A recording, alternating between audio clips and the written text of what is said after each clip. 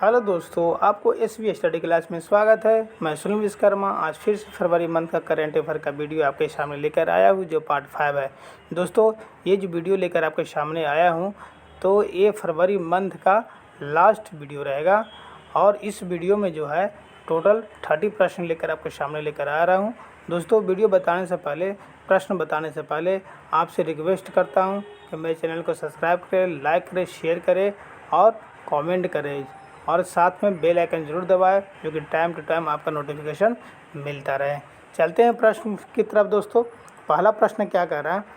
America ने हाल ही में किस देश को गैर नाटो सहयोगी देश का दर्जा देने की घोषणा की है? तो कौन सा देश है?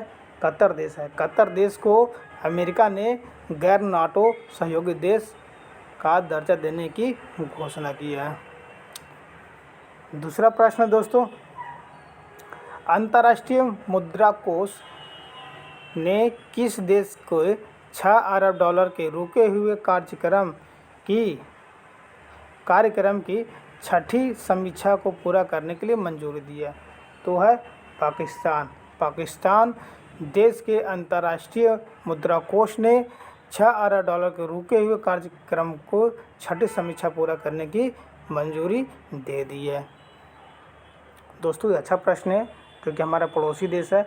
तो पड़ोसी देश से एक न एक प्रश्न एग्जाम में आते ही है, तो इसे नोट डाउन जरूर करिएगा अपने कॉपी में। तीसरा प्रश्न है, विश्व कैंसर दिवस किस दिन मनाया जाता है? तो विश्व कैंसर दिवस जो है 4 फरवरी को विश्व कैंसर दिवस मनाया जाता है। चौथा प्रश्न है, देश का पहला ग्राफीन नवाचार केंद्र किस राज्य में स्थापित होगा?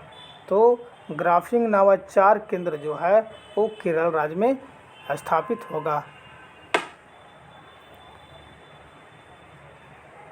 फाइनल प्रश्न दोस्तों, फाइनल प्रश्न क्या बोल रहा है? हाल ही में किस देश ने ब्रह्मोस सुपरसोनिक क्रूज मिसाइल के तट आधारित एंटीशिप संस्करण की आपूर्ति हेतु ब्रह्मोस एरोस्पेस प्राइवेट लिमिटेड के साथ एक समझौते पर हस्ताक्षर किए हैं?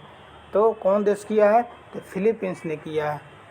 ठीक है दोस्तों, ये प्रश्न दोस्तों बहुत अच्छा प्रश्न है, वीवीआई प्रश्न है, तो अपने कॉपी में नोट जरूर करेंगे। छठा प्रश्न है, हाल ही में भारत और किस देश के बीच में नई दिल्ली में संयुक्त राष्ट्र से संबंधित मुद्दों पर द्विपक्षीय परामर्श वार्ता आयोजित की गई है?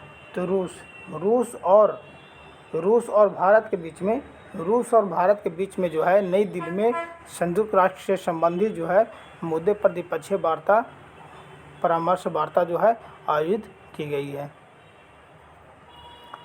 7 प्रश्न दोस्तों, 7 नंबर प्रश्न है, रक्षा खुफिया एजेंसी डिफेंस इंटेलिजेंस एजेंसी के नए प्रमुख के रूप में किसे नियुक्त किया गया है? तो है lieutenant general GAV Reddy. Lieutenant जो है जनरल GAV रेड्डी को खुफिया रक्षा एजेंसी का नए प्रमुख के रूप में नियुक्त किया गया है। 8वां प्रश्न दोस्तों, अंतर्राष्ट्रीय क्रिकेट परिषद ने जिम्बाब्वे किस पूर्व कप्तान पर सभी प्रकार के क्रिकेट से 3.5 साल के लिए प्रतिबंध कर दिया है? तो है हमारे ब्रैंडन टेलर को अंतर्राष्ट्रीय ICC की तरफ से, मतलब कि अंतर्राष्ट्रीय क्रिकेट परिषद ने जिम्बाब्वे के जो पूर्व कप्तान थे उनको जो है 3.5 साल के लिए प्रतिबंध कर दिया है कि आप किसी प्रकार के भी मैच जो है, न वनडे मैच, टेस्ट और T20 जो होता है, किसी तरह का खेल आप नहीं खेल पाएंगे। 9 नंबर प्रश्न दोस्तों, अडानी टोटल गैस लिमिटेड ने देश भर में शहरी गैस ढांचे की स्थापना के लिए अगले 8 साल में कितने करोड़ रुपये का निवेश करने की घोषणा की है? तो किया है 20,000 करोड़ रुपये का निवेश करने की घोषणा की है। अगला प्रश्न दोस्तों, 10वां प्रश्न है, मुख्य आर्थिक सलाहकार B अनंत नागेश्वर ने कहा है कि वित्त वर्ष 2025 से 2026 या 2026-2027 तक भारत कितने ट्रिलियन डॉलर की अर्थव्यवस्था बन सकता है? तो बन सकता है $5 ट्रिलियन।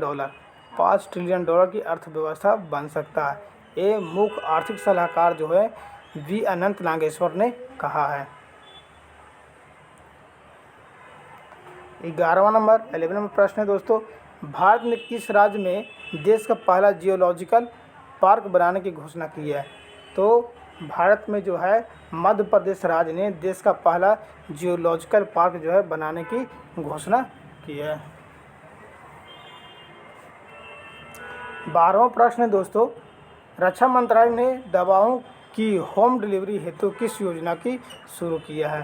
तो रक्षा मंत्रालय ने दवा की होम डिलीवरी के लिए सेहत योजना का लॉन्च किया है। सेहत योजना का शुरुआत किया है इसने रक्षा मंत्रालय ने।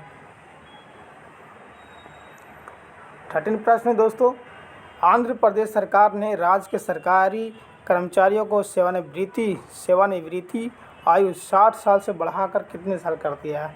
तो आंध्र प्रदेश सरकार ने क्या किया है कि जो कर्मचारी का जो आयु था पहले 60 साल तक ही सरकारी कर्मचारी जो है अपना जॉब कर सकते थे, अब उसको बढ़ाकर 62 वर्ष कर दिया है। 2 वर्ष जो है और बढ़ा दिया है। 14वां प्रश्न दोस्तों, विश्व आर्द्र भूमि दिवस किस दिन मनाया जाता है? तो विश्व आर्द्र भूमि दिवस जो है 2 फरवरी को मनाया जाता है। ठीक है दोस्तों, ये अच्छा प्रश्न है। दिवस का एग्जाम में एक न एक प्रश्न आ ही जाते हैं। वित्त मंत्री निर्मला सीतारमण ने बताया है कि पीएम ई विद्या के 1 क्लास 1 टीवी चैनल्स कार्यक्रम को 12 से कितने टीवी चैनलों तक बढ़ाया जाएगा? तो है 12 से जो है 200 टीवी चैनल को बढ़ाया जाएगा। दोस्तों अभी जितने भी प्रश्न आएंगे ये सब जो है अच्छे प्रश्न हैं, अपने कॉपी में ज़रूर नोट डाउन कीजिएगा। तो 12 से जो है 200 टीवी चैनल को बढ़ाया जाएगा, 1 क्लास 1 टीवी चैनल।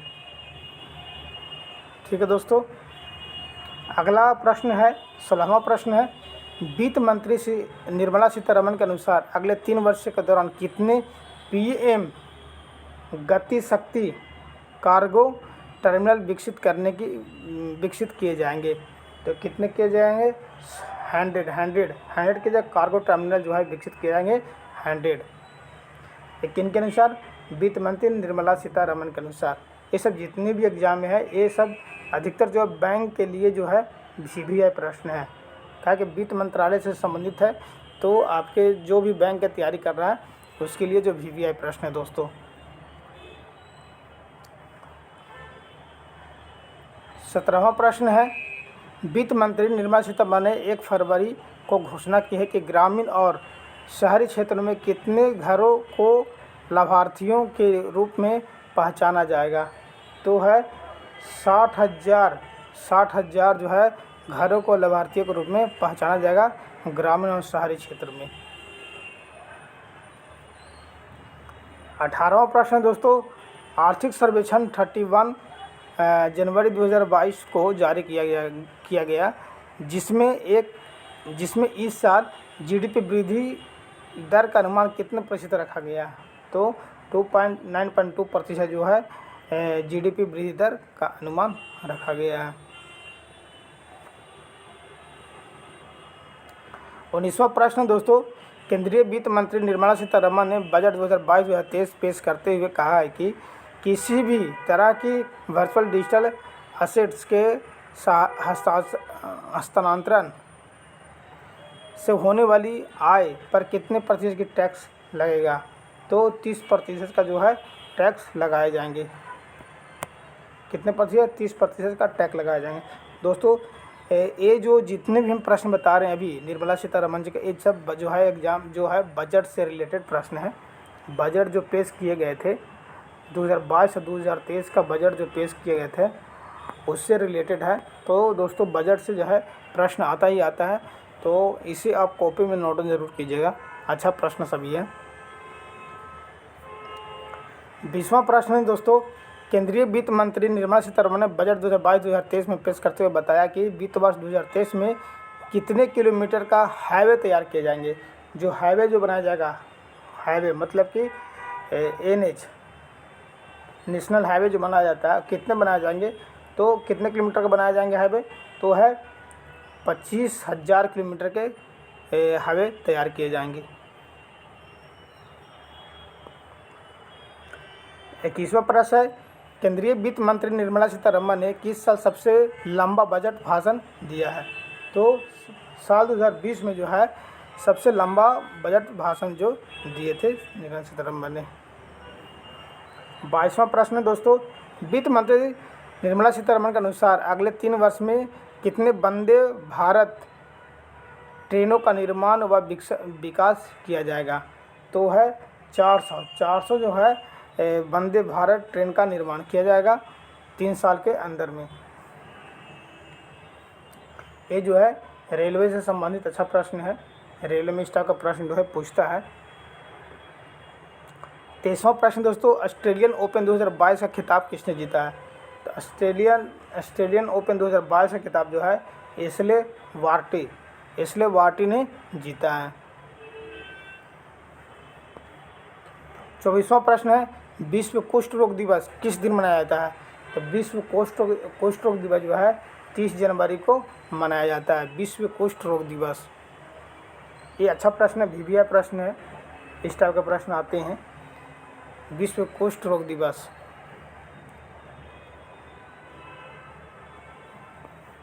25 प्रश्न है, इजराइल और किस देश ने राजनयिक संबंधों के 30 साल पूरे होने पर जश्न मनाया है? तो इजराइल और भारत देश ने के बीच में जो है राजनीतिक संबंध जो 30 साल पूरा होने पर जश्न मनाया है। 26वां प्रश्न है, जो देश पिछले कुछ वर्षों में भारतीय अनार के निर्यात के लिए शीर्ष गंतव्य के रूप में उभरा है वो कौन है? बांग्लादेश। बांग्लादेश जो है भारतीय अनार के निर्यात के लिए अपने प्रथम स्थान पे आया है।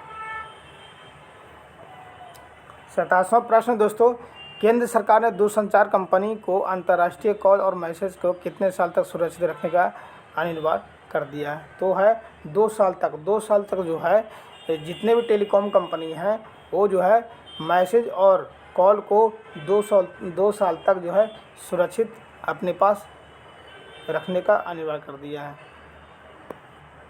28वां प्रश्न है दोस्तों, हाल ही में किस टेनिस खिलाड़ी ने ऑस्ट्रेलियन ओपन 2022 का खिताब जीत लिया है?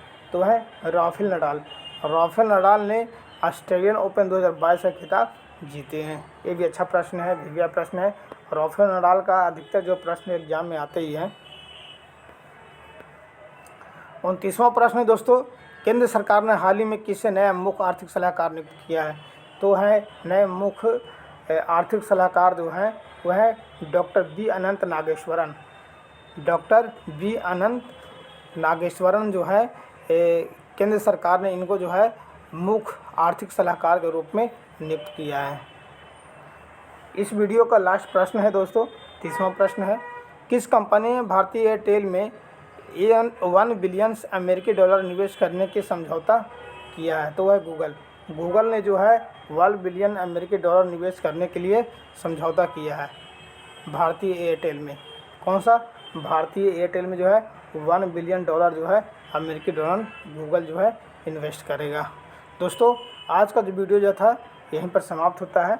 दोस्तों आपसे हम रिक्वेस्ट करते हैं कि हमें जो है आप लोगों का सहयोग चाहिए। आप लोग सहयोग करेंगे तो हमें भी जो है वीडियो बनाने में मज़ा आएगा, और आप लोग को जिस तरह से आप लोग आउटपुट देंगे तो हमें भी जो है उस तरह से हम भी सोचेंगे कि हम आप लोग को आउटपुट उसी तरह से दें। तो दोस्तों आज का वीडियो यहीं समाप्त करते हैं। जय हिंद दोस्तों।